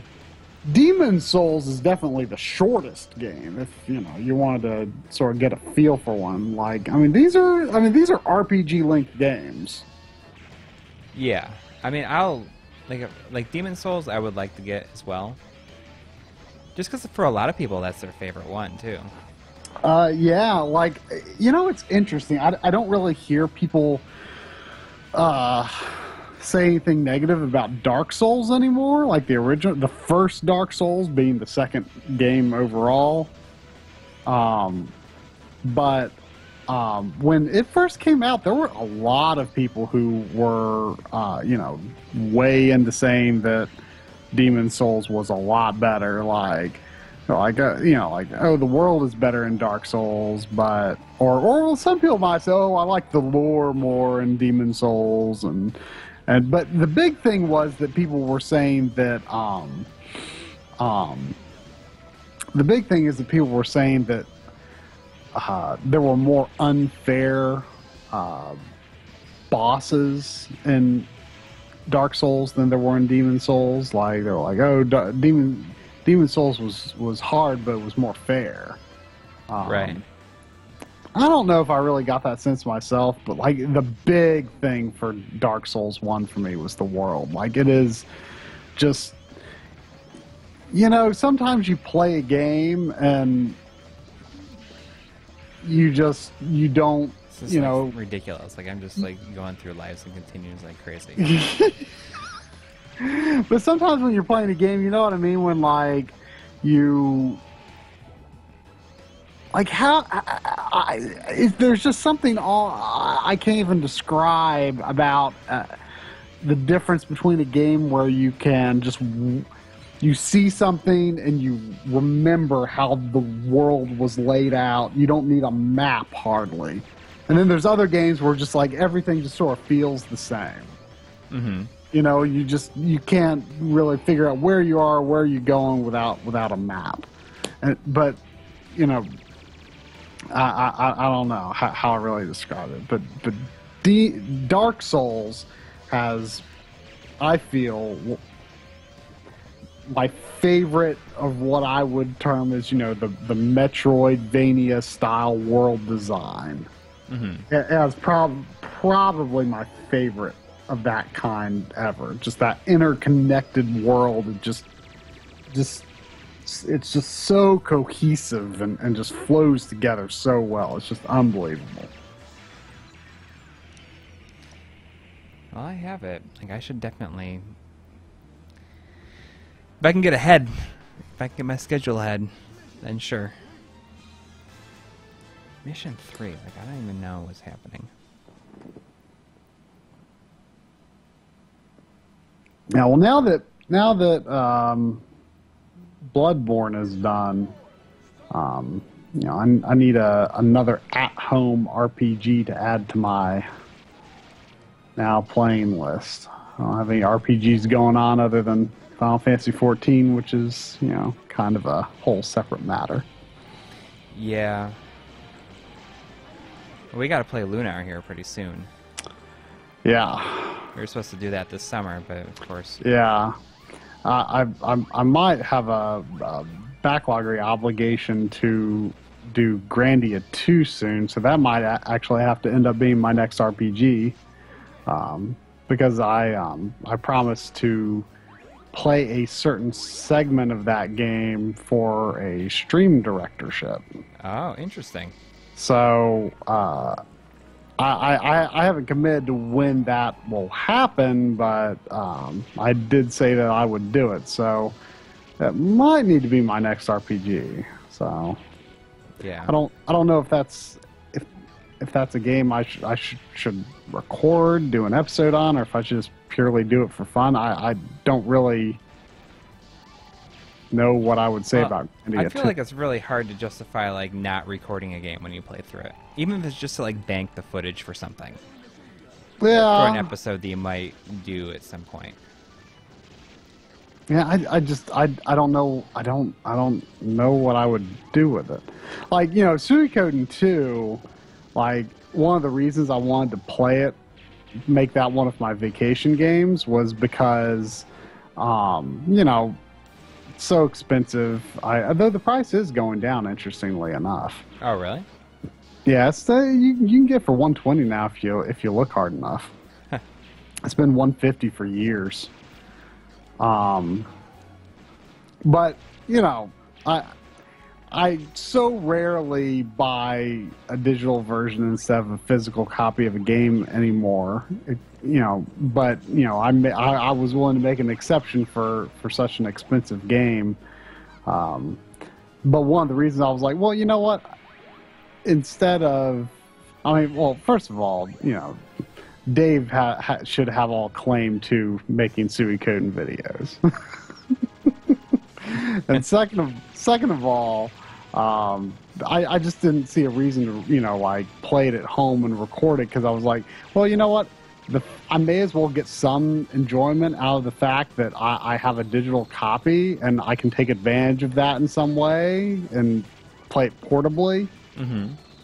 So it just kind of made sense to me to do it that way instead of like, why would I play it at home when I'd rather take advantage of the one plus of owning a digital PlayStation game, which is I can play it portable.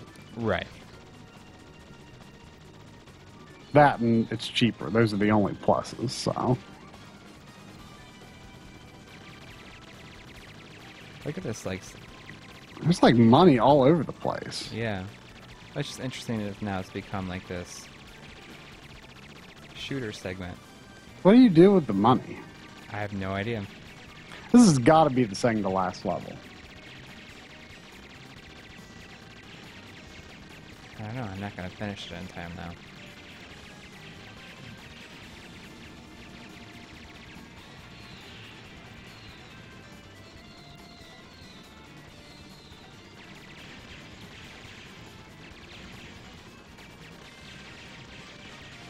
But even just like, you know, like there's so many RPGs that I want to play, but I know that like the ones that I want to do episodes on for sure are ones that are ones I've already played. Mm. You know, yeah, like I want to do Phantasy Star 2 for October. And like I would love to do a video on the original Grandia. right, but it's a long game to replay. Yeah, and It's not like, easy. Without having a recording of Grandia, like recording Grandia 2 just doesn't seem like it would make much sense. But I mean, you're right. I should record. I don't have any ideas for what I would do with it. Well, you never know.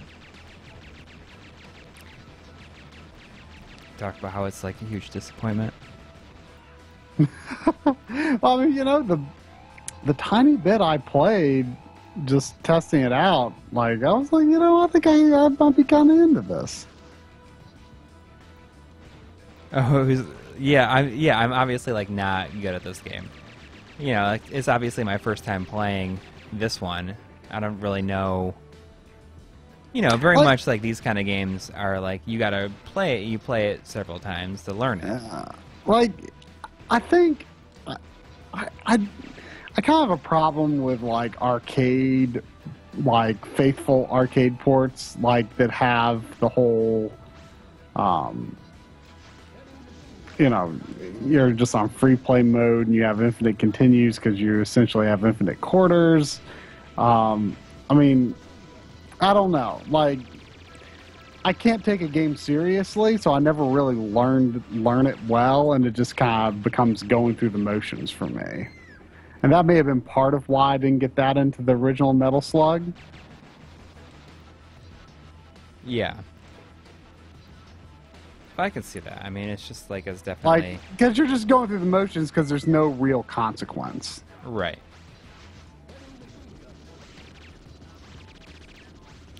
Yeah, I mean, like, sorry that some bosses are taking a long time, but I mean, there's not having any experience with this game specifically,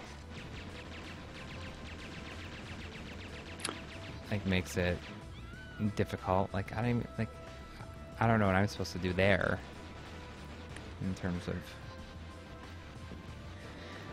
I don't know. Like, I like it. And I'm sure that it's probably hugely rewarding to get good at it. Yeah.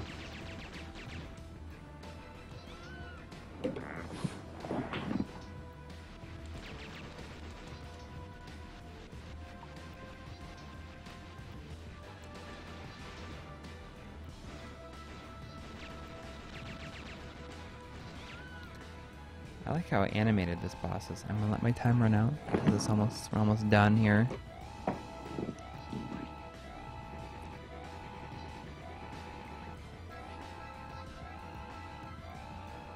Yeah, I mean, even if a game, this style of arcade game had, you know, limited lives, limited continues, I'm still not so sure if I would get all that into it because, I mean, okay, you give me infinite continues, I don't take the game seriously. You give me limited continues, well, the game was designed to eat your quarters anyway. Yeah, but I mean, it's not. So it's not like Contra supposed to. 1 where the NES version is like hard, but like very carefully designed. It's just such a good game. Yeah, and this is also much longer than games of this style. Oh, you let yourself get a game over. I did. I mean, it's almost 11 o'clock. Yeah. So I felt like it was yeah, apparently you weren't actually that close, so. Really? Well, so where was it? Oh, well, Shogun said, I said, this has got to be the second to last level, and Shogun said, I don't think this is the second to last level. Oh.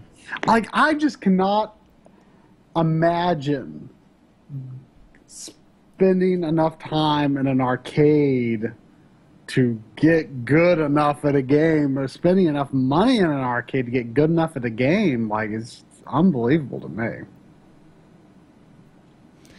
Well, I mean, I did it a bunch but that was mainly Street Fighter 2. And Yeah, I mean, I just don't have a lot of arcade experience, so it's hard for me to project that. I actually don't think I was all that aware of your time working at an arcade. That was at the same time while you were working at EB? yes, it was just during that same summer. I was in the same mall that I worked at. I specifically remember that summer because I remember it was the same summer that the X-Files Fight the Future, the movie, came out. So, why were you, like, were you just working two jobs? Yeah, just because I wanted to work at the arcade, so... Like, so what was the arcade experience like? I don't think, I mean, was there a My Life in Gaming episode in that? No. Pretty No, it wasn't uneventful? super busy. I mean... the arcade there was actually pretty cool, though. It had obviously been there for a long time. And there was kind of like a shooting gallery where you have like an actual gun, and it shoots like this like flash of light. I mean, like, what kind of responsibilities would a person have working at an arcade? You just help people when like their money gets eaten. Essentially, there's like a huge thing of tokens, and you just like give them money when they don't. Like that's like, it wasn't like so busy that it was really that taxing. Were you of a like job. the only person working at Yes, at and even on my the first time? day, I was only like after like a half an hour of like getting kind of like showing the ropes. It was kind of like, all right, you can handle it. I do not have Panzer Dragoon Saga. I would love to have it. That's one of those games. Actually, like I had a chance to own it when it came out. I was working at Electronics Boutique at the time, and you could sign out games to take them home. And I took home Panzer Dragoon Saga, and I was like, oh, this is pretty cool, but I don't really want it.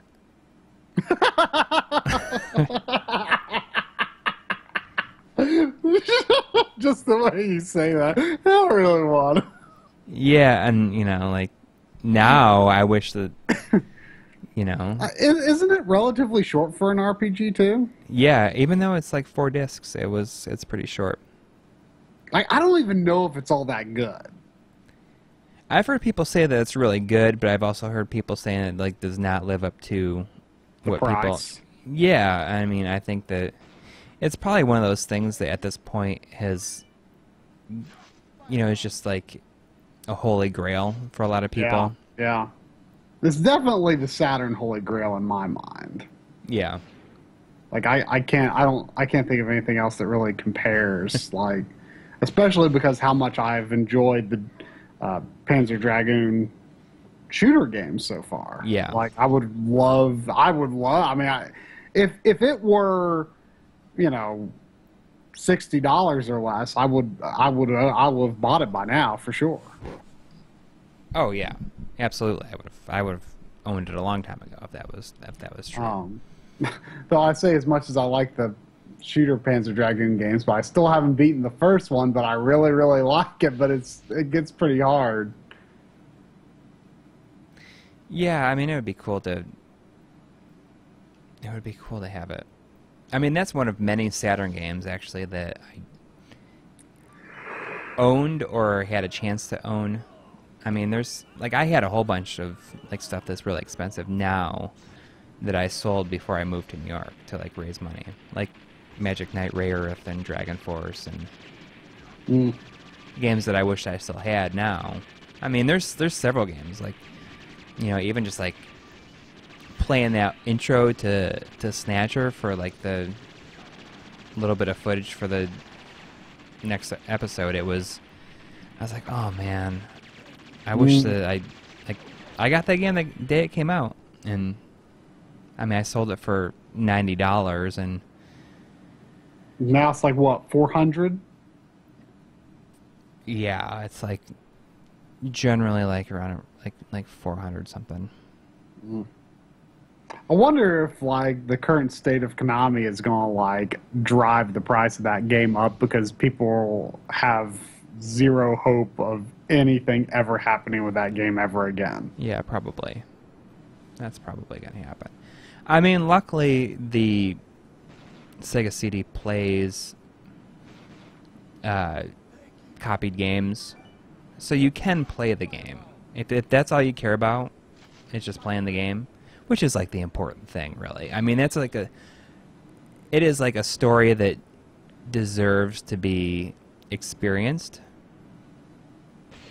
I mean, one day you should just like play it, because you can play through it in a weekend, and it's just like really such a Kojima story. I mean, do you like, if you could just like play it without owning it, would you do it?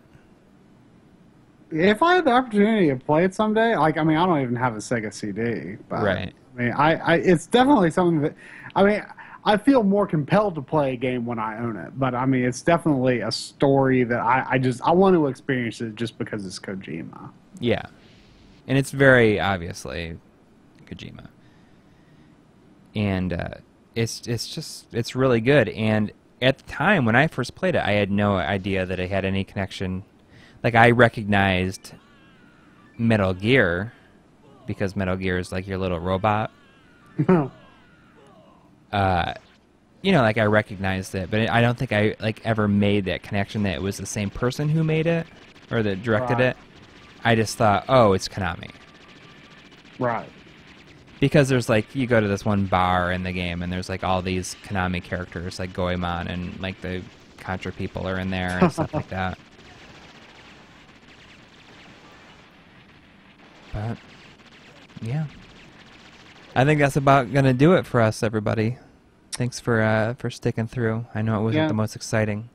Coury won't be here next week, but I will come up with something to do. Yeah, we have RGB It'll be interesting 203 because coming out.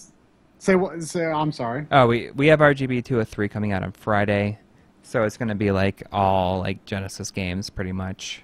Which is, you know, it's like the worst week for you to not be here, because I know, seriously. You can see behind me every single Genesis game I own, and it's not a ton.